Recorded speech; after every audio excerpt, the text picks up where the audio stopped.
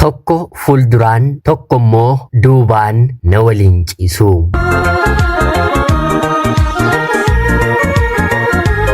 Magariituu Oromiyaa keessatti barnoota kiyyas hanga kutaa 10tti maatii koo biratti baradheera. Kutaa 10 ergan gahee booddee garuu maatiin koo maallaqa ittiin kolleejjii na barsiisan waanta dhabaniitiif gara magaalaatti mana namaa galeen hojjechuun jalqabe. Kaayyoon koo magaala galeen kolleejjii of barsiisuu ture. Haa ta'uutii garuu namoonni magaalaa hojii na hojjechiifatan galgala isan baradhuudhaaf kolleejjii na barsiisuuf fedhii hin godhanne. Turtii waggaa tokko keessatti hanga mana 4tti miindaa yookiin immoo maallaqa hin barbaadu. Sagantaa galgalaatiin barnootuma gosa tokko na barsiisaatii kan ani fedhu jireenyi koo kanaan akka nafneef barnoota baradhee xumuruudhaa jedhee yeroon kadhadhuuni eeyyamamoo naaf hin taane. Maallaqni barbaachisaa akka ta'e ana miti mucaan waggaa tokkollee sirriitti ni beekti. Haa ta'uutii garuu maallaqni sa'aatii isaa eeggatee hin dhufne jireenya namaa akka inni balleessuu danda'u maatiin koo ganamaatii kaasanii nattaasa'aa turanii.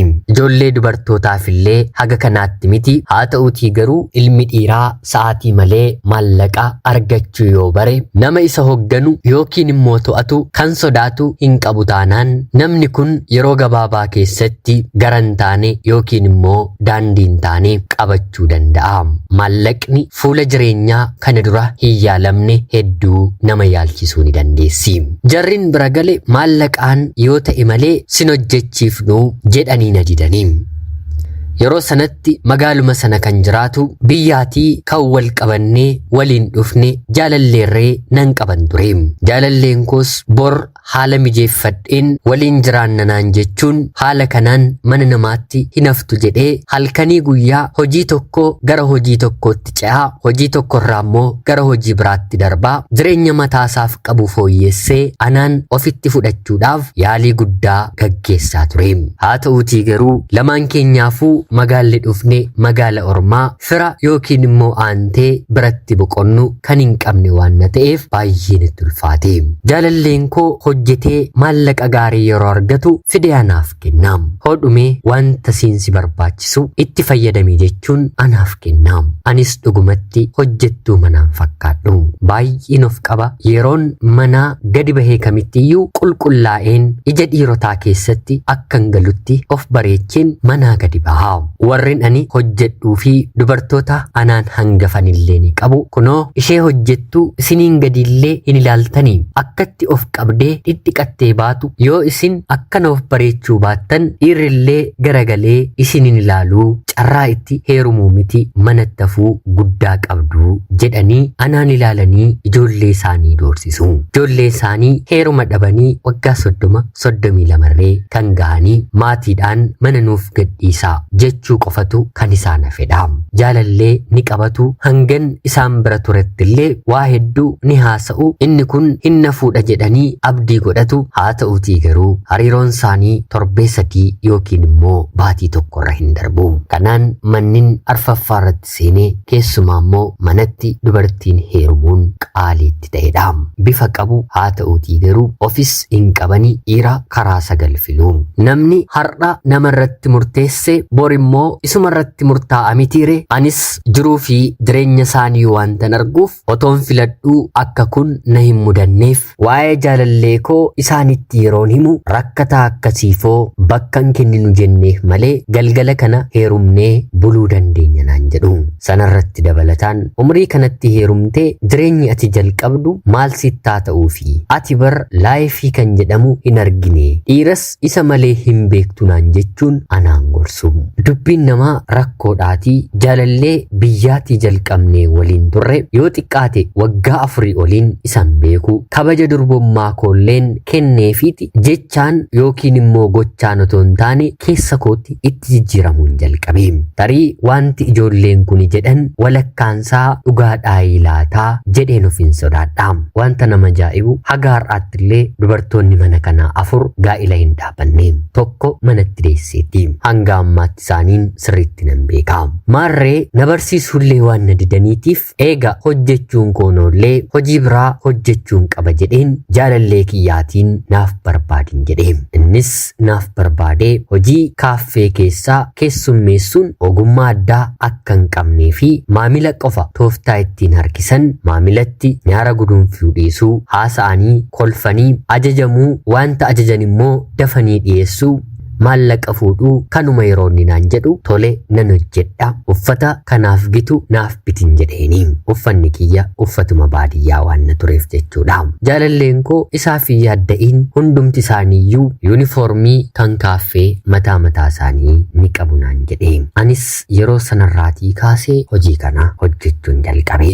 Baay'ee sin turre naaf argame kaaffee tokko keessatti dubartoota 4 keessummeessituudhaan hojjetanii fi gara dhiira 2 dubartoota 4 gara biraa immoo keessummeessituun alaa hojjetanii ta'een hojjechuu eegalle. Waliigalaan kaaffeen kun nama 10 qacaratee of jalatti qaba. Bakka ija ta'ettis waan banameetiif ajab yaa gabaasaa kana jedheen isinitti dubbachuu hin danda'u. Kaayyoon dubartoota hedduu kaaffee irratti qacaramanii hojjetanii dhiira barbaaduudha.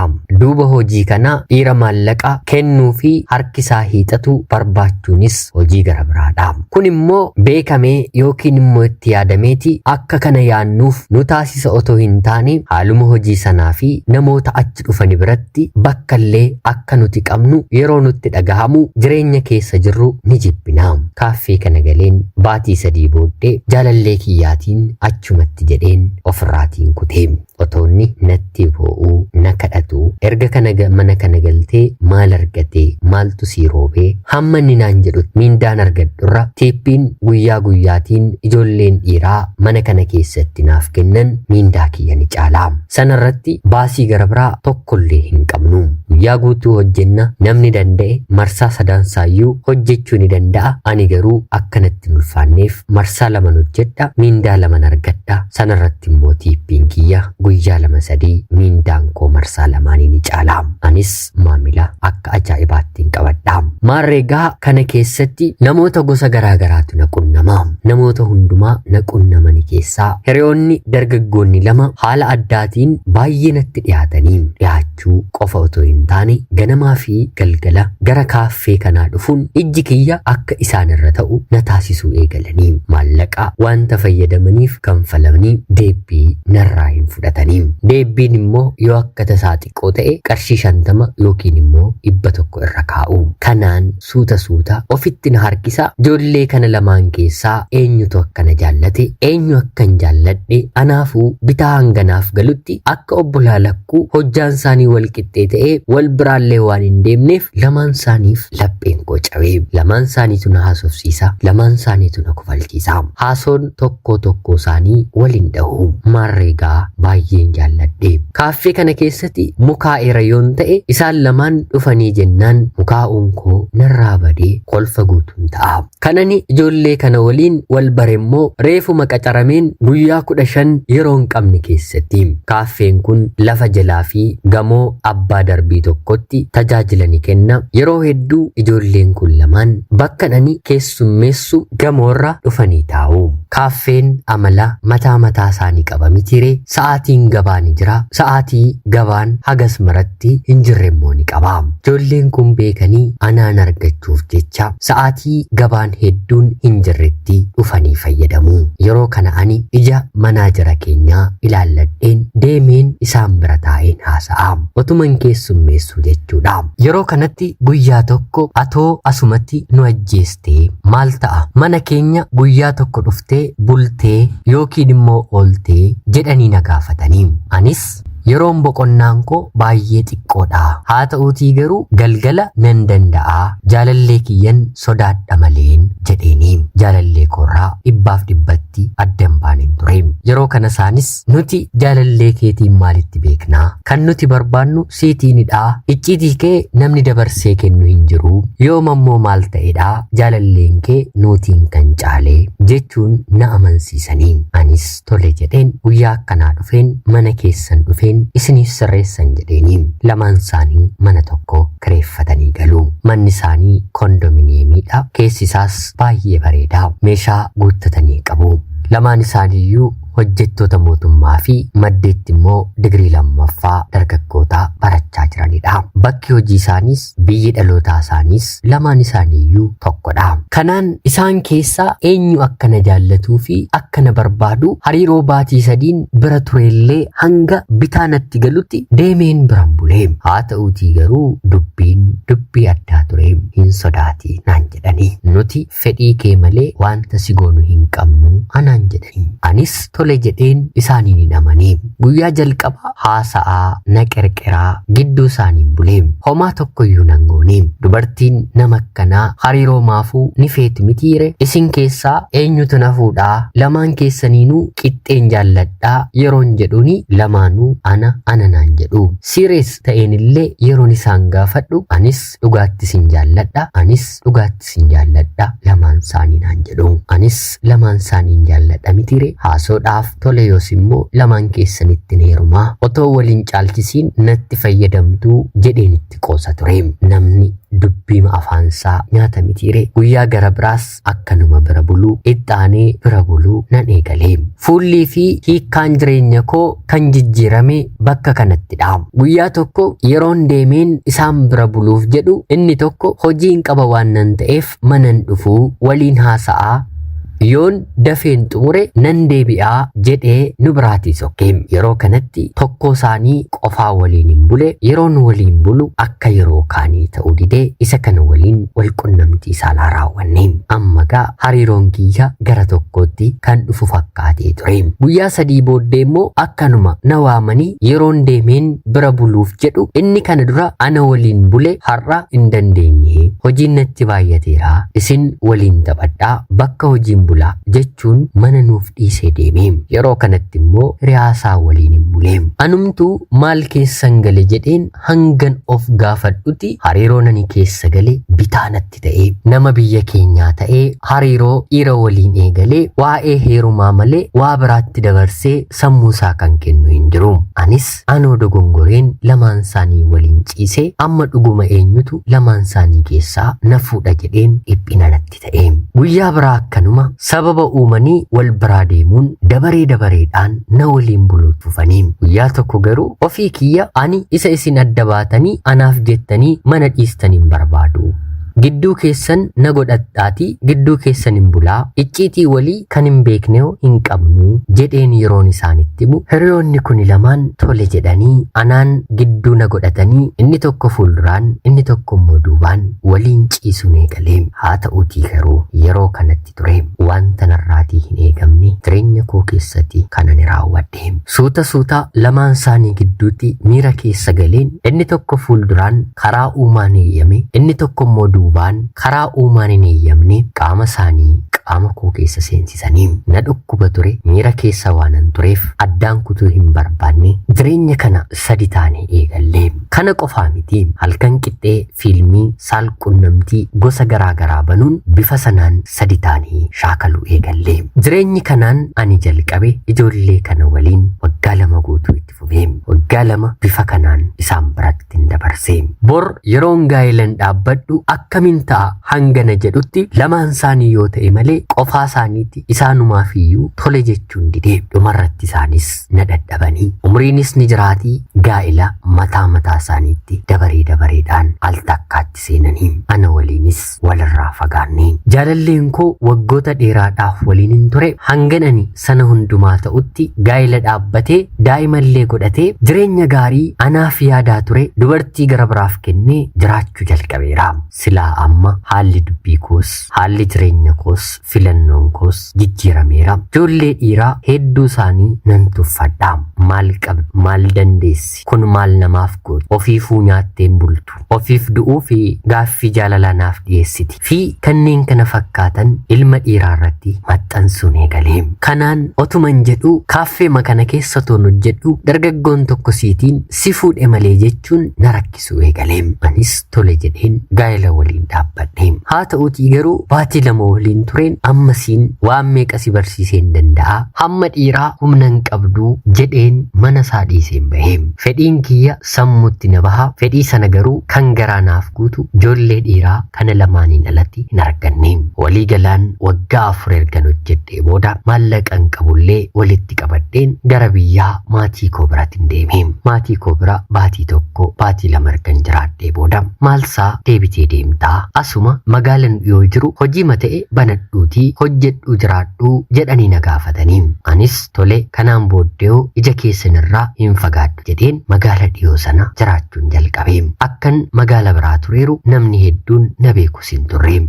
Yeroo kanatti maal jedheen magaala kanatti gaa'ela yoon dhaabbadhe gaariidha. Durbummaan qaba jedheen. Durbummaan qaba jedheen cidha ajaa'ibaatti nama sooressateetti na heerumeem. Mucaan kun bareedduudha. Saffisa ni qabdi. Nama jiraachisti jedhee abbaan manaan koo lammaffaa na fuudhee. Durba ta'uu dhiisuu koo homaan irratti hin barreem. Akka dubartiin ilma dhiiraa goyyomsuu dandeessututti goyyomseen bira darbeem. Haa ta'uutii garuu sireerratti yeroo wal fudhannu yeroo hundaa wal dhabna. Kun immoo umuriin isaallee xiqqoo jabaadha. Hariiroo gara biraas uumee ni beeka. Gonkumaa akka inni nan dandeenye yeroon isatti himu baatii 8 mana isaa keessa na jiraachisee siin nama miti harreenuu siin quubsitu naan jedhee mana isaatii na baaseem. Hojii mataa koo waan hin qabuuf bakka guddaatti hin kennineem. Hinumaa maaliif adda baate sarraatii yeroo isaan naan jedhan qaamni isaa rakkoo qaba jedheen maqaa nama guddaan balleesseem. Gaa'ela sadaffaas achuma magaala sanatti hin dhaabbadheem. Haa ta'uutii garuu innillee naaf hin milkoofneem. Si'a sadaffaa kanarratti immoo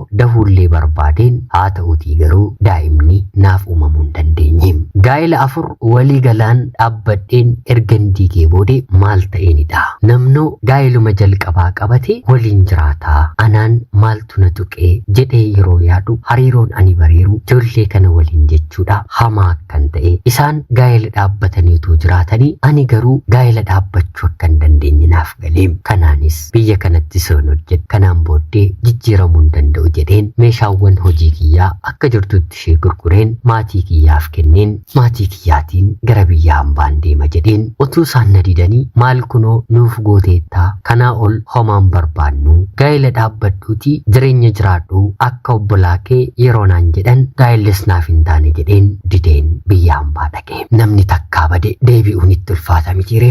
Biyya hambaa naannoo baatii 9 akkuma hojjedheen eebuun dhiiraa funyoona qabachiisuu gaheem. Bahu galu sammuu koo keessa sana malee hin jiru. Hojiis akkatti hojjedhu hin dhabeem. Dhumarratti toora sooshaal miidiyaa toon ilaalu dubartiin Tigist yookiin immoo Tiijii jedhamtu haala ittiin dubartiin magaalaa abbaa manaa malee meeshaa saalqunnamtii bitattee ittiin of jiraachistu keessumaa immoo warri biyya hambaa keessa jiran laayivii feesbuukii fi yuutiyuubiitiin otoo barsiistu gareedhaan otoo ishee arrabsanii otoo isaan dhagahanii laayivii sana keessa seeneen argeem. Namni waan gaarii toora sooshaal miidiyaa irraatii barata mitiire. Ani immoo kanan argadheem. Wanti kun maalidha jedheen barbaaduun eegaleem. Ana qofaa miti asuma biyya Arabaa keessa akkuma koo kan hojjettu ni jirti. Isheen akka koo sa'aatii 24 mana keessan oltu hojjettee gara mana isheetti deebiti. Meeshaa kana toora intarneetii irraatii argeen maaloo bakka inni jiruuti naaf bitii jedheen gaafadheeniim. Akka tasaa ta'ee yeroo tokko ergamuudhaaf manaa nan ba'a. Mucayyoon kun toora onlaayiniitiin bittee saanduqa poostaatti ergamee fi fiddee naa kennite. Anis mana maadaamii kiyyaatti fudhee galeen yeroon rafuuf jedhu ifaa dhaamseen tarii maadaamiin kiyya kaameraan hin beekne narrallee keesseetti yoo ta'e jedheen halkan fayyadamuun eegaleem. Dhiirri kan na dadhabe karaa fuulduraa otoo hin taane karaa duubaadha. Anis meeshaa kana hamma dhumaatti qaama koo keessatti seensiseen hanga miirri kiyya dhumutti itti fayyadamuun eegaleem. Tole ammoo homaa rakkoon qabu ittiin fayyadameem. Oolee bulee gara hirribaatti deemnaan dhiira dagadhee meeshaan kun ilma dhiiraa naaf caale. Egaa jireenyi koo tasgabbaa'ee jedheen biyya hambaa kana meeshaama kana naannoo baatii 4 ergan fayyadamee booda sagaraa kiyyaa fi funcaan kiyya amma natti dhufu eegala. Baay'ee xiqqoodha, haa ta'uutii garuu sa'aatii tokko keessatti si'a 3 si'a 4 hamma maadaamiin kiyya rakkoo qabdamoo naan jettutti gara mana fincaaniitti fiiguun eegalee. Jireenyi kiyyas mana fincaanii hojii kana qofaa yeroo ta'u itti aanee immoo saffisni isaa dabalaa yeroo dhufu maadaamiin kiyya mana yaalaa singeessa malee jettee na gaafatti. Yeroo kanaanis tole nan ilaalama yeroon jedhu dirqiidhaan karaa teessuma kee ijoollummaa keetti gudeedamteettamoo kan nutti argisiisu waan kanadhaa jedhanii na gaafatanii. Anis eeyyeen gudeedameen beekaa yeroon jedhuuni mallattoo sanaadhaa. Yeroo mana fincaanii deemtu humnaa ol ittantee qaama kee keessaa sagaraan baasiinii madaan qaama kee irra jiru haga ammaatti hin qorree bakki sun keessa qaamaa waan na ta'eef yeroo sagaraan itti bu'e kamittiyyuu dhiiguu ni danda'a.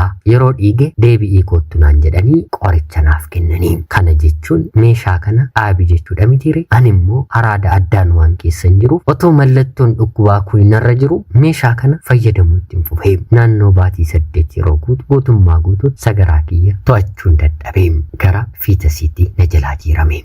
Doktoroonni maaliif saalqunnamtii karaa teessuma keetiin gootaa kanatti jiraattu mana maadaamiidha. Eenyunni mana kana keessatti bifa kanaatiin si dirqisiisu jedhanii yeroo na gaafatanii lakkisaan hin godhu jedheen isaan morme. Haa ta'uutii garuu waan kana maadaamii kiyyatti simanii maadaamiin kiyya mana koo keessa seentee meeshaa sana argite iyyaa gadi baatee sheexanatu mana koo keessa jira jettee battaluma mana isheetii na baastee gara Itoophiyaatti hin dhufe. Maatii koo biras hin deemne maallaqan horadhe walitti qabadheen mana yaalaatti deddeebi'ee gadameessi kee dhala qabachuu hin danda'u naan jedhanii lammata gochaa akkanaatti deebi'ee jennaan carraan deebi'ee fayyuu koo baay'ee xiqqoodha naan jedhanii naaf wayyee baay'ee naaf hir'atee amma tasgabbaa'een gaabbii kaleessaa keessa jiraachaan jira. Akkanatti yeroon ilaalan garuu dumbushbushee waan gaarii dabarsiteen fakkaata. Heerumuu miti ilma dhiiraa ofitti gutuu hin danda'u. As hospitaala Leenca Gurraachaatti gudeedameenidha jedheen operaasyoonii baay'ee ulfaataa ta'e naaf gaggeessanii sanaanis doktoroonni kun milkaa'anii asuma magaalaa Finfinnee keessa jiraachaan jira. Guutummaa guutuutti garuu dhibeen kun nan dhiisne keessumaa halkan na darbuu ni danda'a. Kanaaf tasgabbiidhaan akka ijoollee daa'imaa peestaalii of biraa of jala kaa'uun qaama kiyyattillee peestaalii yookiin immoo laastikii maruun darbeen hin ciisa. Kana rabbi guddaan isinitti hin ergin. Kana otoo hin qabuun ilma dhiiraa bira deemaare akkanatti iyyuu dubartiin foolii godhannaan dhiirri maqaan toluuf wanti hin kaleessan akka salphaatti qoosaa jedhee jalqabe kunoo jireenya koo balleessin isiniin jedha. Ana obboleettii keessan magaalaa Finfinnee irraatii ulfaadhaa nagaatti galatoomaa.